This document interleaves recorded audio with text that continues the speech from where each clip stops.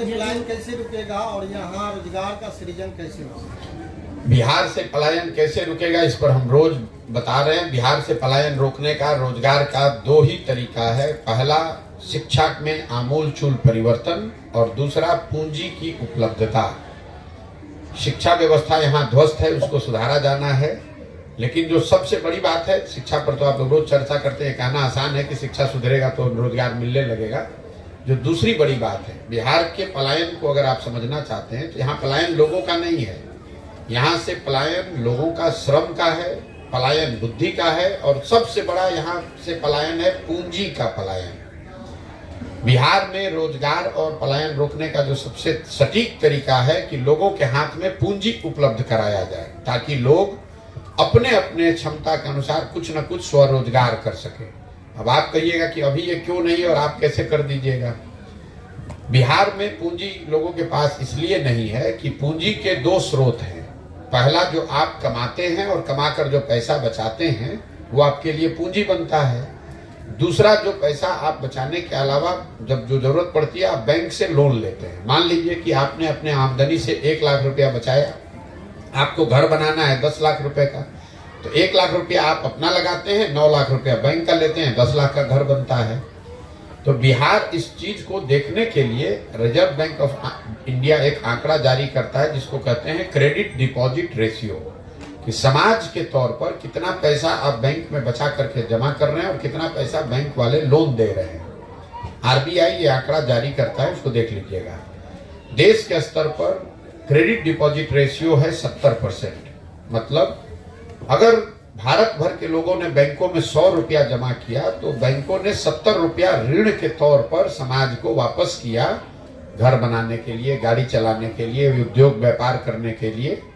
बिहार में CD ratio है 40%। 1990 में जब लालू जी मुख्यमंत्री बने तो सीडी रेशियो था 40%। लालू जी का जो जंगल राज चला तो वो घटते घटते हो गया 28%। और जब नीतीश कुमार जब मुख्यमंत्री बने तो 28% सीडी रेशियो था, और अभी उनके 18 साल के प्रयास के बाद ये बढ़कर फिर हुआ 40%। इसका असर क्या होता है इसको समझिए। पिछले वर्ष बिहार की गरीब जनता ने बैंकों में जमा किया 4,61,000 करोड़ रुपया। समझिए इस बात को, पूरे बिहार में लोगों ने जमा किया 4,61,000 करोड़ रुपया। 40% सीडी रेशियो का मतलब है कि बैंकों ने ऋण के तौर पर दिया 1,61,000 करोड़ रुपया। बाकी पैसा कहाँ गया? 2,80,000 करोड़। वो पैसा बैंकों ने यहाँ से ट्रांसफर कर दिया उन राज्यों में जहां उद्योग धंधे लग रहे हैं, जहां विकास हो रहा है। तो 1990 से पिछले वित्तीय वर्ष तक का आरबीआई का आंकड़ा देखिएगा तो आपको पता चलेगा कि यहाँ से बिहार से 26 लाख करोड़ रुपया बिहार के लोगों का पैसा। आप और हम सोच रहे हैं कि कोई बॉम्बे से आके वो चीनी मिल लगा दे 5,000 करोड़ रुपया का। बिहार के लोगों का 26 लाख करोड़ रुपया बैंकों ने यहाँ से ट्रांसफर कर दिया दूसरे राज्यों में, महाराष्ट्र में, तमिलनाडु में, केरल में, पंजाब में। वहां पर सीडी रेशियो कितना है? उन राज्यों में सीडी रेशियो है 90, 95, 100, 105। मतलब अगर आंध्रा में 100 रुपया लोगों ने बैंकों में जमा किया तो बैंकों ने 105 रुपया ऋण दिया। तो हम लोग यहाँ से खाली अपने बच्चों को मजदूर बनाकर नहीं भेज रहे हैं, यहाँ से हम लोग अपने बच्चों को मजदूर बनाकर भेज रहे हैं। जो हमारे समाज का पढ़ा लिखा आदमी है उसको पढ़ा लिखा कर मैनेजर बनाकर भेज रहे हैं। और जो पैसा हम लोग बचा रहे हैं इस पैसे को भी हम लोग उन राज्यों में भेज रहे हैं जहाँ उद्योग धंधे लग रहे हैं। तो बिहार, जो दुनिया भर के विद्वान बता रहे हैं लोग, अगर बिहार में क्रेडिट डिपॉजिट रेशियो को सुधार दिया जाए तो हर साल यहाँ 2 से 2.5 लाख करोड़ रुपया अलग से इन्वेस्ट होने लगेगा, और उससे यहाँ पलायन और रोजगार का सृजन होगा, पलायन रुकेगा। और ऐसा नहीं है कि ये बैंकों की मनमर्जी है कि वो जितना चाहे दे जितना न दे। ध्यान रखिए, बैंकों पर ये वैधानिक जिम्मेवारी है कि उनको कम से कम 70% लोन देना है हो, और उस कमिटी को खुद चीफ मिनिस्टर, मुख्यमंत्री बिहार के हेड करते हैं। लेकिन हो ये रहा है कि जैसे मुख्यमंत्री का बात थानादार नहीं सुन रहा है, अफसर नहीं सुन रहा है, वैसे बैंक वाले भी नहीं सुन रहे हैं।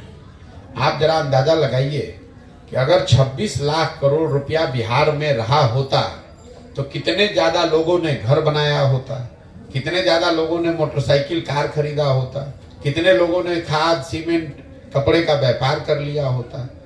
जब ये इकोनॉमिक एक्टिविटी बढ़ेगी तभी तो रोजगार मिलेगा। यहाँ भाई यहाँ के लड़के जाके बॉम्बे में घर बना रहे हैं, यहाँ घर बनने लगेगा तो यहीं पे घर बनाएगा, क्यों जाएगा बॉम्बे? लोग राज मिस्त्री का काम करने इसलिए तो जा रहे हैं कि यहाँ घर उतने नहीं बन रहे हैं। घर क्यों नहीं बन रहा है? 90% घर जो देश में बन रहा है वो तो लोन पे बन रहा है। अगर आपको लोन मिलेगा नहीं तो आप घर बनाइएगा कैसे? अगर आपके पास अभी बचत का पैसा 1 लाख है, आप 2 कमरे का घर बना रहे हैं, 10 लाख का आपको लोन मिलेगा तो आप 6 कमरे का घर बनाइएगा और कमा के धीरे धीरे पैसा वापस कीजिएगा। तो ये जो पूंजी की अनुपलब्धता है, क्रेडिट की जो, और बिहार में इसकी कोई चर्चा नहीं करेगा। आप यहाँ जो फाइनेंस मंत्री है उसको बुलाकर पूछिएगा क्रेडिट डिपॉजिट रेशियो होता क्या है, तो उसको भी नहीं मालूम। तो यहाँ सुधार होगा कैसे? आप इतने दिन से पत्रकारिता कर रहे हैं, किसी ने आपको ये बताया कि बिहार से 26 लाख करोड़ रुपया बैंकों ने ट्रांसफर किया है पिछले 30 वर्ष में? कोई बात नहीं करता, नीतीश कुमार भी नहीं बात करते। हम आपको कैमरे पे कह रहे हैं, कोई अगर झूठला दे तो मैं जो कहिएगा मैं मान लूंगा।